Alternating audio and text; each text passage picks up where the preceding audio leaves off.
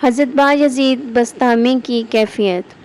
ایک وقت ایسا آیا کہ آپ کے دل کی ساری لذت ختم ہو گئی، ذکر میں مزہ نہیں، دعا میں دل نہیں لگتا تھا، عبادت بوجھ لگنے لگی۔ آپ بہت پریشان ہوئے اور اللہ سے شکوہ کرنے لگے، اے اللہ، پہلے میرا دل تیرے ذکر میں کھو جاتا تھا اور اب میں خالی ہوں، خشک ہوں، مجھے خود سے بھی نفرت ہونے لگی ہے، یہ کیا حال ہو گیا میرا؟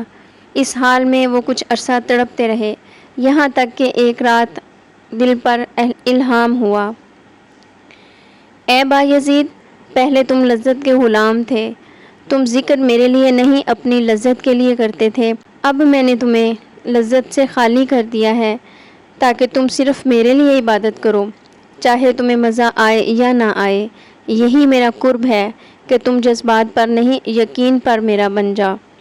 یہ سن کر بایزید بسطامی رو پڑے اور سمجھے کہ اللہ نے انہیں دور نہیں کیا بلکہ مزید قریب کر دیا ہے۔ اللہ تعالی ہم سب کو بھی ایسی ہی عبادت کرنے کی توفیق عطا فرمائے۔ اللہ حافظ۔